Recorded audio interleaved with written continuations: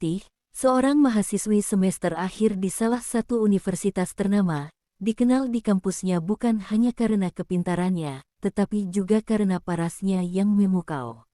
Wajahnya lembut dengan kulit cerah alami, senyum yang mampu menerangi ruangan, serta mata bulat yang penuh kehidupan. Rambut hitam panjangnya selalu tergerai rapi, menambah pesona klasik dan anggun. Meski banyak yang terpikat, Ratih bukanlah tipe yang mudah terpengaruh oleh perhatian yang ia terima. Baginya, pendidikan adalah prioritas, dan ia memegang teguh prinsip untuk tidak menjalin hubungan cinta sembarangan. Suatu hari, Ratih harus pergi ke bank untuk mengurus beasiswa akhir semester yang akan segera ia cairkan.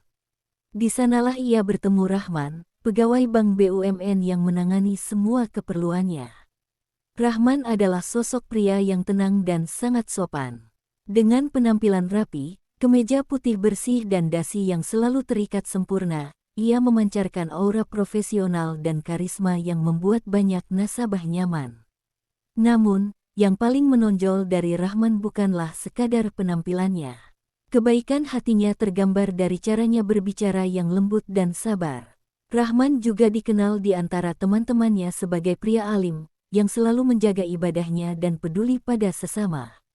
Ratih merasa kagum pada sosok Rahman saat pertama kali berinteraksi dengannya. Pertemuan itu dimulai dengan hal sederhana. Rahman membantu Ratih dengan cekatan, namun tanpa kehilangan senyuman hangatnya. "Ini semua sudah beres, Mbak Ratih. Kalau ada apa-apa, jangan sungkan untuk kembali ke sini. Semoga beasiswanya lancar." "Ya," ucap Rahman dengan tulus. Suara rendahnya membuat Ratih merasa nyaman dan aman. Awalnya, Ratih hanya menganggap pertemuan itu sebagai interaksi formal biasa. Namun, ada sesuatu dalam diri Rahman yang menarik perhatiannya. Kebaikan, ketulusan, dan sikap religius Rahman membuat Ratih terkesan.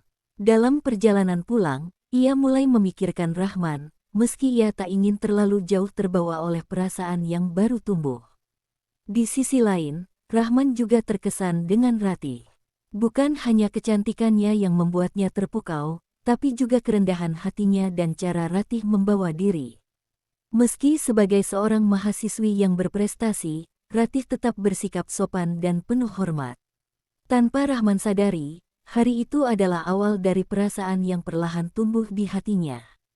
Perjalanan kisah mereka pun baru saja dimulai, sebuah awal yang akan membawa mereka pada berbagai peristiwa tak terduga yang menyentuh hati. Waktu berlalu sejak pertemuan pertama mereka di bank. Ratih sudah kembali fokus pada studinya, meskipun sosok Rahman kadang terlintas di pikirannya. Bagi Ratih, Rahman adalah seseorang yang berbeda, tidak seperti pria lain yang pernah ia temui. Tapi ia pun tidak terlalu memikirkan hal itu, menganggapnya hanya sebagai pertemuan yang sekilas. Namun, takdir seolah punya rencana lain. Pada suatu sore, Ratih menghadiri majelis pengajian di masjid dekat kampusnya. Pengajian tersebut rutin diadakan setiap bulan, diikuti oleh banyak mahasiswa dan warga sekitar. Ratih yang duduk di barisan depan, khusyuk mendengarkan ceramah, merasakan ketenangan yang mendalam. Namun, di tengah keramaian itu, matanya tiba-tiba menangkap sosok yang familiar, ya ada sosok Rahman di situ. Rahman, yang juga dikenal sebagai penggiat majelis di komunitasnya, duduk di barisan sebelah. Saat mata mereka bertemu, keduanya saling tersenyum. Ada perasaan hangat yang muncul, seakan mereka dipertemukan kembali oleh sesuatu yang lebih besar dari sekadar kebetulan. Setelah pengajian selesai, Rahman yang lebih dulu beranjak menghampiri Ratih. "Assalamualaikum, Mbak Ratih," sapanya lembut, masih dengan senyum khasnya yang ramah. "Waalaikumsalam, Mas Rahman. Wah, ternyata kita sering ketemu di acara seperti ini juga ya," jawab Ratih, agak terkejut namun senang dengan pertemuan tak terduga ini. "Alhamdulillah, iya. Saya sering ikut kajian di sini." "Mbak Ratih juga, ya?" tanya Rahman. Mereka pun terlibat percakapan ringan tentang pengajian, ceramah, dan keseharian masing-masing. Tanpa disadari, percakapan itu mengalir dengan lancar. Rahman kagum melihat Ratih yang tidak hanya cantik, tapi juga cerdas dan memiliki pemahaman agama yang baik. Sementara Ratih merasa semakin nyaman berbicara dengan Rahman, menyadari bahwa mereka memiliki banyak kesamaan, terutama dalam cara pandang terhadap hidup dan agama. Sebelum berpisah, Rahman merasa ada dorongan kuat untuk lebih mengenal Ratih. Dengan penuh sopan, ia berkata, "Kalau Mbak Ratih tidak keberatan, bolehkah kita saling tukar nomor? Mungkin kita bisa berbagi informasi pengajian atau diskusi soal kajian-kajian yang menarik." Ratih, yang juga mulai tertarik dengan kepribadian Rahman, tak ragu memberikan nomor ponselnya.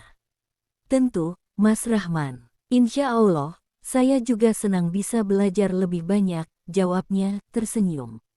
Sejak saat itu, komunikasi mereka semakin intens melalui WhatsApp. Awalnya mereka hanya saling berbagi informasi seputar pengajian dan kajian agama, namun percakapan mereka semakin luas. Rahman sering menanyakan kabar dan memberikan semangat kepada Ratih di tengah kesibukan kuliah dan tugas-tugas akhirnya. Sementara Ratih juga banyak belajar dari Rahman tentang kesabaran dan ketulusan dalam menjalani hidup. Setiap hari, percakapan mereka semakin mendalam. Keduanya merasa cocok, baik secara pemikiran maupun hati. Setelah beberapa bulan, Rahman memberanikan diri mengungkapkan niatnya. Di suatu malam, setelah sesi kajian bersama, Rahman berkata dengan hati-hati, "Ratih, selama beberapa bulan ini kita banyak berkomunikasi dan saling mengenal lebih dalam. Saya merasa nyaman dan sangat menghargai cara berpikirmu. Saya ingin lebih serius mengenalmu, tapi tentu dengan cara yang baik dan sesuai syariat. Bagaimana kalau kita ta'aruf?" Ratih terdiam sejenak, hatinya berdebar. Ia juga merasakan hal yang sama, dan tahu bahwa Rahman adalah pria yang baik, bertanggung jawab, dan tulus. Dengan senyum kecil di wajahnya, ia menjawab, "Saya juga merasa hal yang sama, Mas Rahman. Insya Allah, saya siap untuk menjalani proses ini dengan baik." Dan sejak malam itu, mereka resmi menjalani proses ta'aruf, berkomitmen untuk saling mengenal lebih jauh dengan tujuan yang mulia, yaitu menuju pernikahan yang berkah. Beberapa bulan telah berlalu sejak Rahman dan Ratih memutuskan untuk menjalani ta'aruf. Selama itu, hubungan mereka semakin dekat, dengan Rahman beberapa kali berkunjung ke rumah Ratih. Setiap kali Rahman datang, ia selalu membawa sikap yang penuh sopan santun. Orang tua Ratih sangat menyukainya karena Rahman tidak hanya seorang pria yang baik, tetapi juga bertanggung jawab dan menjaga akhlaknya. Mereka melihat Rahman sebagai calon suami yang ideal untuk putri mereka. Rahman pun semakin mantap dalam niatnya. Suatu hari, setelah berdiskusi dengan kedua orang tuanya, Rahman memutuskan bahwa sudah saatnya ia melamar Ratih secara resmi. Ia mempersiapkan segalanya dengan matang, memikirkan kata-kata yang tepat dan merencanakan pertemuan dengan keluarga besar Ratih. Di suatu sore yang hangat, Rahman datang bersama keluarganya ke rumah Ratih. Mereka membawa seserahan sederhana sebagai simbol niat tulus Rahman untuk memperistri Ratih. Setelah duduk bersama, Rahman dengan tenang dan penuh keyakinan mengutarakan niatnya kepada orang tua Ratih. "Pak, Bu, selama beberapa bulan ini saya dan Ratih sudah saling mengenal lebih dalam. Saya merasa Ratih adalah wanita yang saya cari untuk mendampingi saya di dunia dan akhirat. Dengan niat yang tulus, saya ingin melamar Ratih.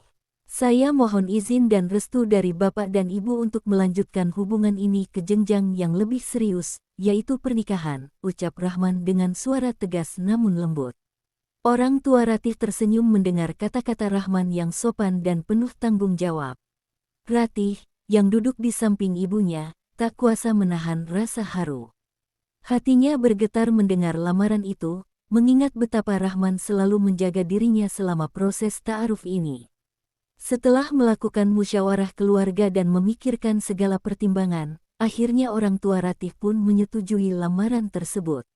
Ratih menatap Rahman dengan penuh perasaan, dan dengan senyum lembut ia berkata, "Saya menerima lamaran ini, Mas Rahman.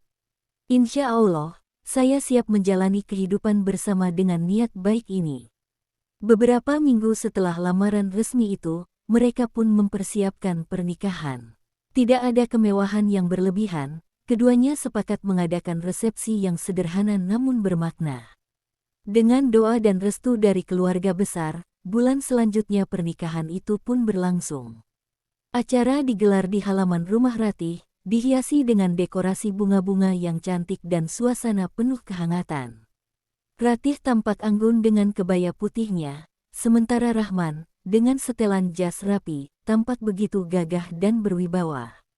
Di hari bahagia itu, tak sedikit tamu yang hadir merasa kagum pada Rahman. Ia terlihat begitu sempurna sebagai seorang laki-laki, tampan, sopan, baik hati, dan taat beragama. Banyak dari teman-teman dan saudara-saudara Ratih yang berbisik, betapa beruntungnya Ratih mendapat suami seperti Rahman. Pria seperti dia susah dicari. Rahman memang sosok yang sempurna. Tidak hanya tampan, tapi hatinya baik sekali. Ratih pasti akan sangat bahagia bersamanya, ujar salah seorang teman Ratih dengan nada kagum. Saudara dan teman-temannya tak bisa menyembunyikan sedikit rasa iri, tapi bukan iri dalam artian buruk.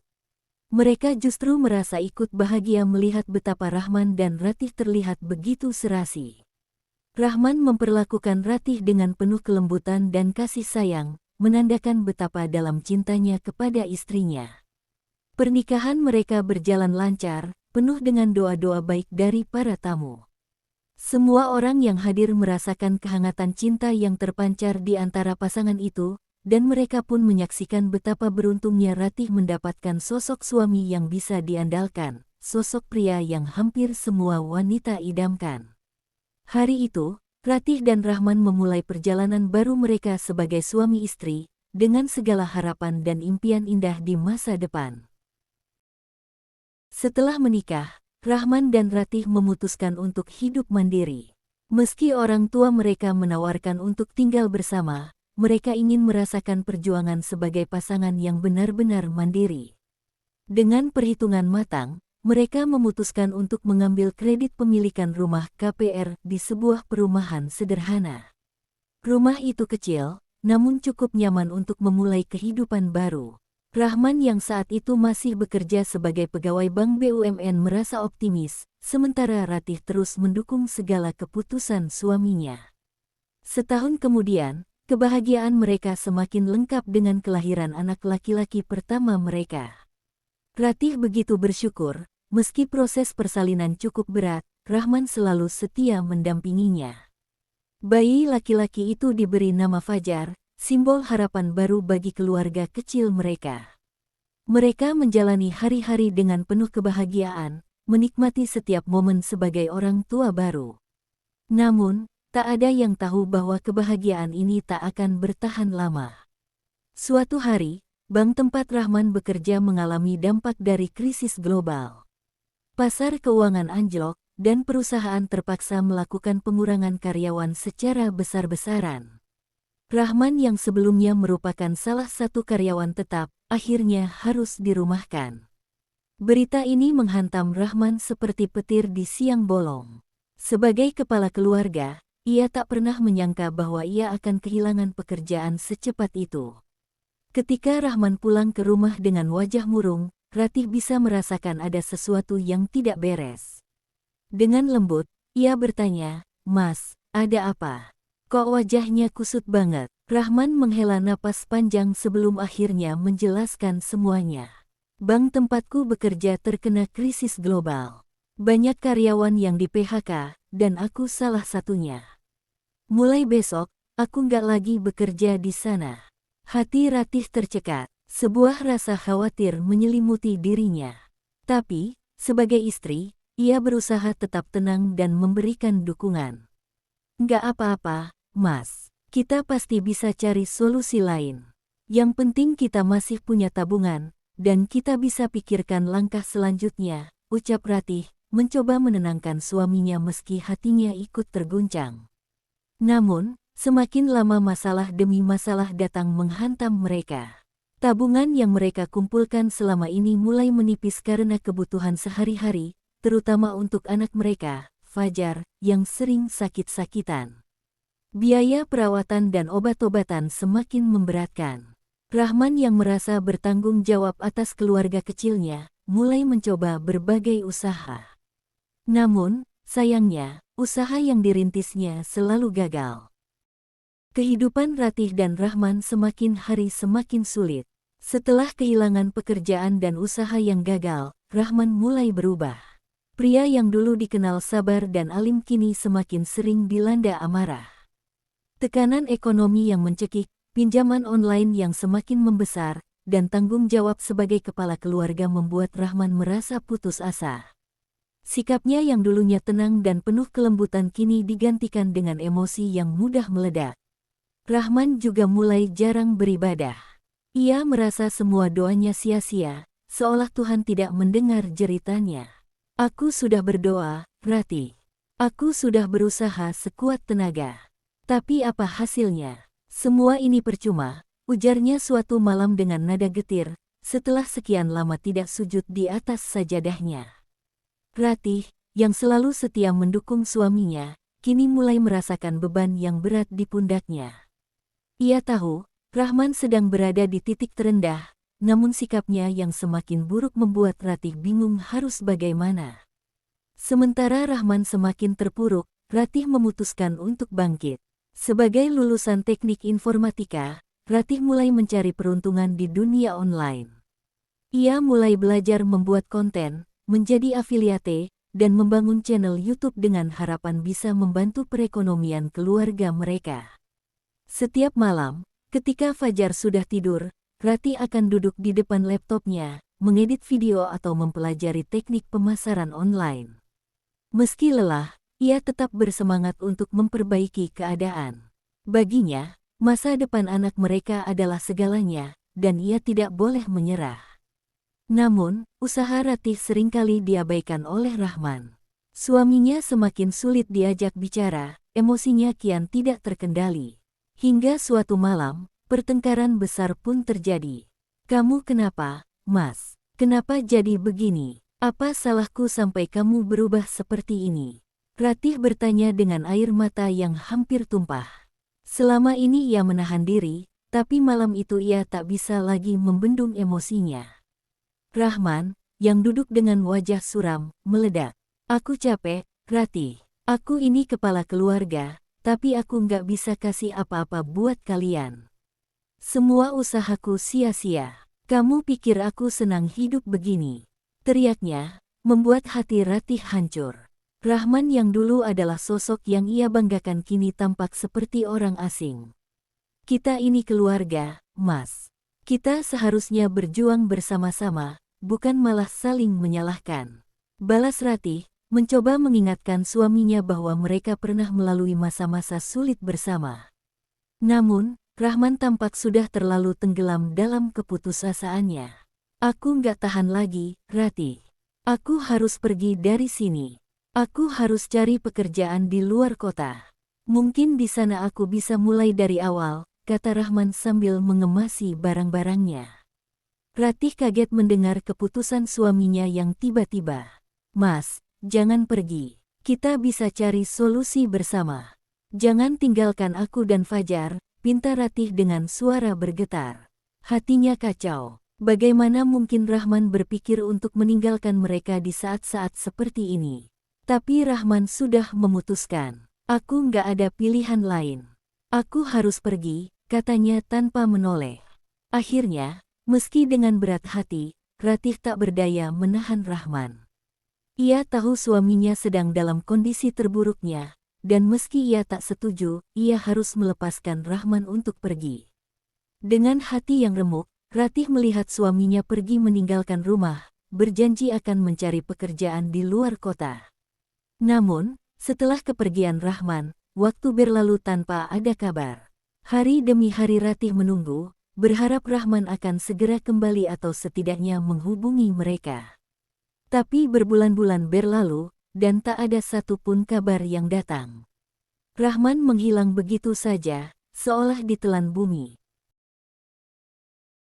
Ratih berulang kali mencoba menghubungi Rahman, namun tak ada balasan. Pesan-pesan yang ia kirimkan hanya berakhir dengan tanda centang satu. Telepon yang ia lakukan hanya berakhir dengan nada sibuk. Perasaan cemas, marah, dan kecewa terus menghantui Ratih. Ia tidak tahu harus berbuat apa lagi. Rahman yang selama ini ia cintai telah menghilang tanpa jejak, meninggalkan dirinya dan Fajar dalam ketidakpastian yang menyakitkan. Hari-hari berlalu, Ratih harus menelan kenyataan pahit bahwa Rahman mungkin tidak akan pernah kembali. Ia harus menghadapi kehidupan ini sendiri, merawat Fajar, dan tetap berusaha untuk bertahan. Kepergian Rahman menjadi luka yang belum sembuh, meninggalkan kekosongan yang sulit diisi. Sudah 4 bulan sejak Rahman menghilang tanpa jejak. Dalam keheningan malam, Ratih sering merenung, mencoba mencerna apa yang sebenarnya terjadi. Dia telah meminta bantuan keluarga Rahman, menyewa hacker, bahkan melapor ke polisi, namun semua usaha itu belum juga membuahkan hasil. Seolah Rahman telah menghapus semua jejaknya, meninggalkan Ratih dan Fajar tanpa kabar. Nomor ponselnya mati, media sosialnya tak lagi aktif, dan tak ada satupun orang yang tahu keberadaannya. Dalam kekalutan, Ratih bukan hanya merasa kehilangan suaminya, tetapi juga dihantui kekhawatiran akan keselamatannya. Terkadang, ia berpikir, apa mungkin Rahman mengalami sesuatu yang buruk? Ada rasa takut yang terus menghantui pikirannya setiap malam, meskipun di sisi lain ada harapan kecil bahwa Rahman akan kembali dan memperbaiki segalanya. Dia tak henti-hentinya berdoa, memohon agar Rahman kembali ke pelukan mereka. Namun, hidup harus terus berjalan. Ratih tahu bahwa dia harus tetap kuat demi dirinya sendiri dan anak mereka, Fajar. Dengan tangannya sendiri, dia merawat Fajar yang mulai tumbuh ceria kembali, meski tanpa sosok ayah di sisi mereka. Ibunya berkali-kali menyarankan agar Ratih kembali tinggal di rumah orang tuanya, namun Ratih menolak. Ia ingin mandiri, tidak ingin merepotkan keluarganya, dan membuktikan bahwa ia bisa menghadapi cobaan ini dengan tegar. Sedikit demi sedikit, kehidupan Ratih mulai membaik. Berkat kecerdasan dan keterampilannya di dunia online, ia mulai menghasilkan pendapatan dari konten yang ia buat dan afiliate marketing yang ia jalankan. Perjuangannya di dunia digital tak sia-sia. Channel YouTube-nya mulai berkembang, mendapatkan lebih banyak penonton dan pengikut. Dari situ, penghasilannya semakin stabil. Dalam perjalanan panjangnya, Ratih tak pernah lupa memanjatkan doa di tengah malam. Di antara lelah dan harapan, ia selalu mengadu kepada Tuhan, meminta kekuatan untuk terus bertahan. Ia tahu bahwa doa dan usaha adalah kunci untuk bertahan di masa-masa sulit seperti ini. Dengan kesabaran dan keteguhan hati, Ratih berjuang melewati setiap rintangan. Perlahan, hutang-hutangnya mulai bisa dilunasi. Ratih merasa sedikit lega, meskipun ia tahu masih banyak yang harus diperjuangkan. Kebutuhan sehari-hari pun mulai tercukupi. Ratih tidak hanya mampu membayar tagihan, tetapi juga mulai menyimpan sedikit tabungan untuk masa depan Fajar.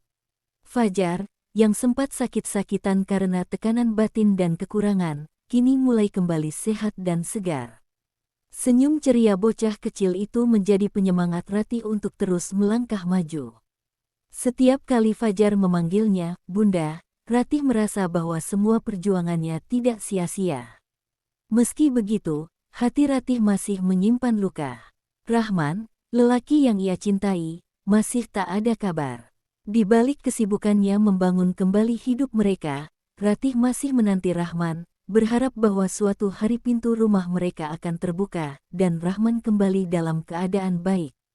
Namun, waktu terus berjalan, dan bayang-bayang kepulangan Rahman semakin samar. Ratih tahu, ia harus mulai menerima kenyataan, betapapun pahitnya. Kini, Ratih berdiri tegak, bukan lagi sebagai wanita yang lemah dan terpuruk, tetapi sebagai ibu tangguh yang berhasil bangkit dari keterpurukan. Meskipun Rahman belum kembali, Ratih tak lagi sekadar menunggu. Ia melangkah maju, demi dirinya dan Fajar, sambil tetap berdoa agar keajaiban datang di waktu yang tak terduga. Setahun telah berlalu sejak kepergian Rahman, dan Ratih kini telah berdiri sebagai seorang wanita sukses yang tak lagi bergantung pada orang lain. Dengan segala jerih payah dan kecerdasannya, ia berhasil membangun sebuah brand skincare yang populer di pasaran. Ia kini mempekerjakan puluhan karyawan untuk mengelola bisnisnya, tinggal di rumah yang luas sekaligus digunakan sebagai kantor. Segala pencapaiannya begitu fantastis dan tak sedikit orang yang mengaguminya. Namun, di balik kesuksesan yang gemilang, hatinya masih dihantui oleh kepergian Rahman, suami yang pernah ia cintai sepenuh hati. Suatu hari, seorang teman lama Ratih memberitahukan kabar mengejutkan, ia melihat seseorang yang mirip dengan Rahman di Bali. Menurut temannya, Rahman bekerja di sebuah restoran sederhana. Mendengar itu, hati Ratih campur aduk. Setelah sekian lama tanpa kabar, mungkinkah Rahman masih hidup di luar sana, menjalani hidup tanpa mempedulikannya? Rasa penasaran dan sakit hati mulai menggerogoti pikirannya. Ratih pun mengatur waktu untuk pergi ke Bali bersama temannya.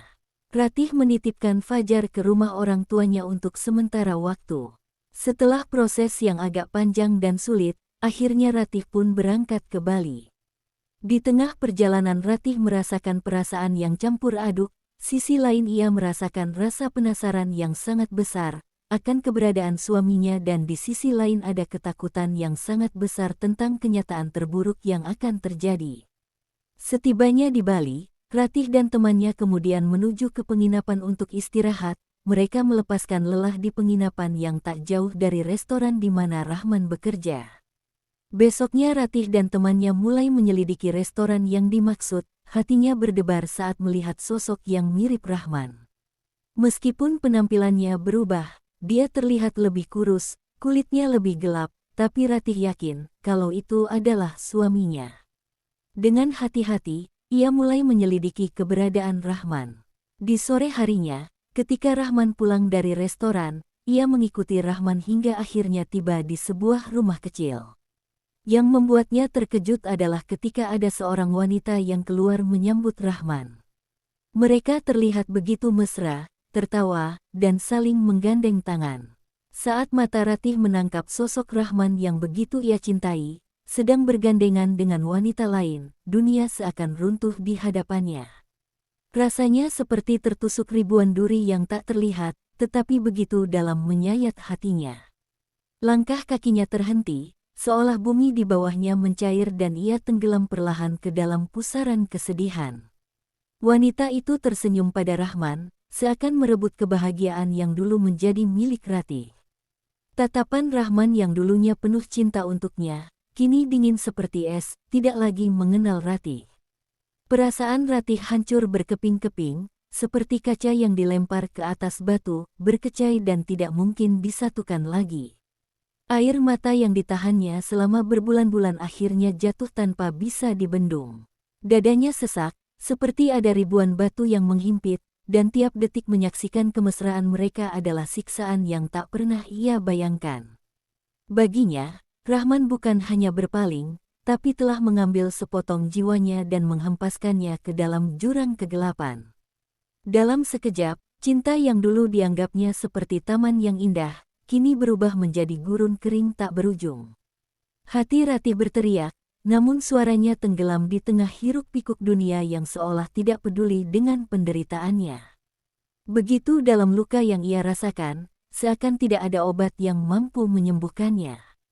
Dengan langkah gontai, Ratih mencoba mendekat, tapi kakinya terasa berat seperti diikat beban yang tak terlihat. Ia tak ingin percaya apa yang dilihatnya. Dunia, yang dulu penuh warna bersama Rahman, kini berubah menjadi kelam. Kepercayaan yang ia tanam pada Rahman hancur bagai daun yang luruh di musim kemarau, tak akan pernah kembali segar. Ratih yang tak bisa lagi menahan rasa sakitnya, kemudian berlari ke arah Rahman dan berteriak memanggil namanya. Rahman terkejut mendengar suara yang ia kenal, berbalik dan melihat Ratih berdiri di hadapannya dengan wajah yang dipenuhi kesedihan. "Rahman, apa maksud semua ini? Kenapa kamu pergi tanpa kabar? Kenapa kamu di sini dengan wanita lain?" Ratih terisak, hatinya hancur melihat kenyataan di depan matanya. Rahman, dengan wajah datar dan sikap dingin, menatap Ratih tanpa emosi. Aku sudah memulai hidup baru, Ratih. Aku sudah menikah lagi. Tak ada yang perlu dijelaskan lagi. Aku sudah tidak mau peduli dengan kamu atau masa lalu kita. Ratih terhenyak. Pria yang dulu begitu baik dan lembut, kini berubah menjadi sosok yang kejam dan tak berperasaan. Bagaimana bisa kamu seperti ini, Rahman? Kita punya anak, Fajar. Bagaimana dengan dia? Bagaimana bisa kamu pergi tanpa memberikan kami penjelasan? Rahman hanya menggelengkan kepala, tanpa rasa bersalah. Aku tidak bisa kembali, Ratih. Kamu dan aku sudah berakhir. Aku akan urus perceraian kita. Sudah cukup aku berbohong pada diriku sendiri. Ratih tak mampu berkata-kata lagi. Air matanya jatuh deras, hatinya hancur berkeping-keping.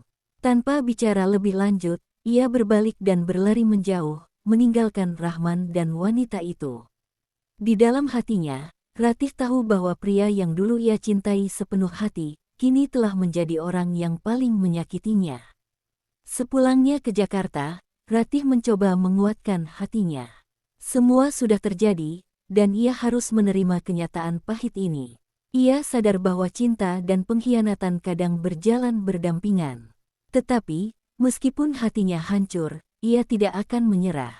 Ia punya Fajar, anak yang menjadi kekuatan dan alasan utama untuk terus menjalani hidup. Ratih berdiri di depan rumahnya, menatap kosong ke arah langit senja yang mulai gelap. Angin sore berhembus lembut, seolah ingin mengusap lembut luka di hatinya yang begitu dalam. Di teras rumah itu, ia termenung, tubuhnya lemas bersandar pada dinding, matanya nanar dan kosong. Rumah yang dulu terasa hangat dan penuh harapan kini terasa begitu dingin, sepi, seperti cangkang kosong tanpa makna. Kenapa? Bisik Ratih dalam hati, tak percaya pada apa yang telah terjadi. Rahman, laki-laki yang dulu ia puja sebagai sosok sempurna, baik, lembut, alim, sekarang menjelma menjadi bayangan kelam yang menghantui setiap pikirannya. Bagaimana bisa seseorang yang ia cintai dengan segenap jiwa, berbalik begitu kejam? Pikirannya terus terjebak dalam kenangan-kenangan indah bersama Rahman. Senyuman manisnya, perhatian halus yang selalu ia berikan, salat bersama setiap subuh, semua itu kini tampak seperti kebohongan yang terbungkus dalam ilusi sempurna. Hatinya, yang dulu berbunga-bunga ketika melihat sosok Rahman, kini terasa seperti kaca yang retak, perlahan tapi pasti hancur berkeping-keping, tak mungkin kembali utuh. Setiap hela nafas yang ia ambil terasa seperti menyedot seluruh energi dari dirinya, seolah ia terperangkap dalam mimpi buruk yang tak kunjung usai. Bagaimana bisa dia tega? Gumamnya pelan, air matanya kembali menggenang di mata, tapi ia terlalu lelah untuk menangis lagi. Rasa sakit di hatinya terlalu dalam, sampai-sampai air mata tak lagi mampu meluapkan penderitaan itu. Ia memejamkan mata, berharap ketika dibuka, semua ini hanya mimpi buruk. Namun kenyataan menghantamnya lagi dan lagi, seperti ombak yang tak henti memukul pantai. Rahman, pria yang pernah ia yakini sebagai pelindung hidupnya, kini telah menghancurkan semua harapan dan impiannya. Ia tidak hanya kehilangan suami, tapi juga kehilangan rasa percaya, rasa aman, dan sebagian dari dirinya sendiri. Ratih hanya bisa menunduk, memeluk dirinya sendiri dalam dingin malam yang semakin pekat. Dalam kesunyian itu, ia merasakan kehancuran yang tak terlukiskan.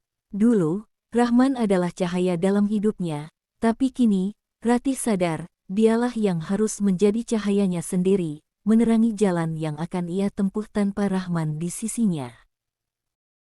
Di tengah malam yang sunyi, Ratih duduk di samping jendela kamar, memandang keluar ke langit yang cerah.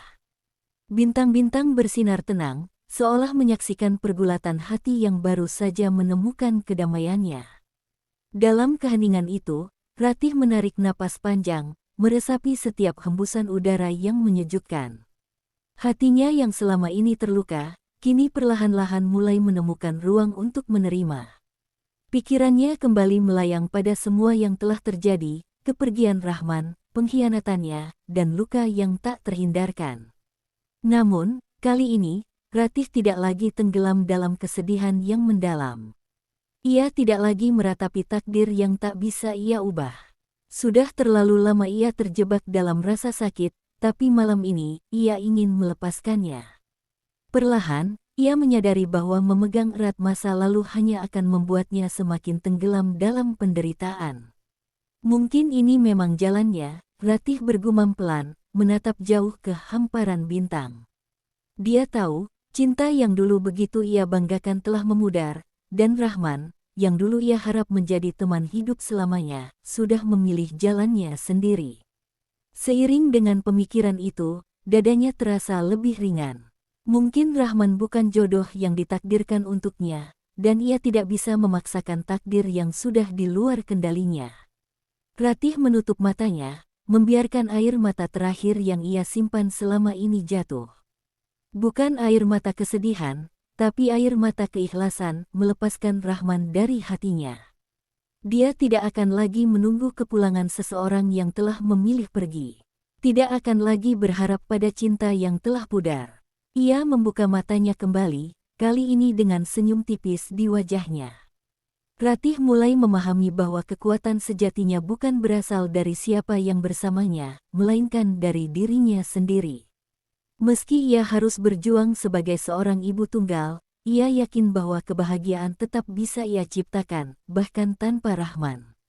Fajar, anaknya, adalah sumber kekuatan terbesar yang kini mendorongnya maju. Dengan hati yang lapang, Ratih mengusap lembut jendela yang berembun. Aku sudah ikhlas, bisiknya, seolah mengucapkan selamat tinggal pada Rahman dalam hati.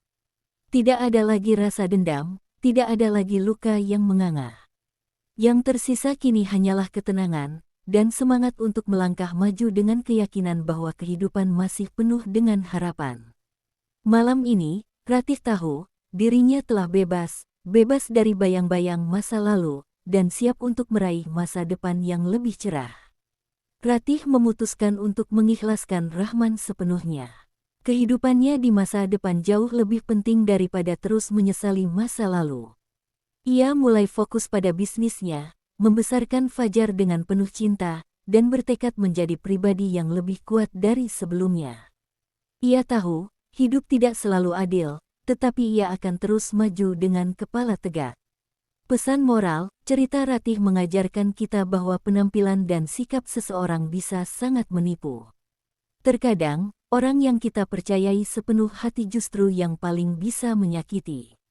Oleh karena itu, kita harus berhati-hati dalam memilih pasangan dan tidak sepenuhnya menilai seseorang hanya dari kebaikan luar yang ditampilkan. Pengkhianatan bisa datang dari orang yang tak pernah kita duga. Namun yang lebih penting adalah bagaimana kita menghadapi rasa sakit itu dan bangkit dari keterpurukan. Dalam hidup, ada hal-hal yang tidak bisa kita kendalikan, termasuk perubahan hati seseorang.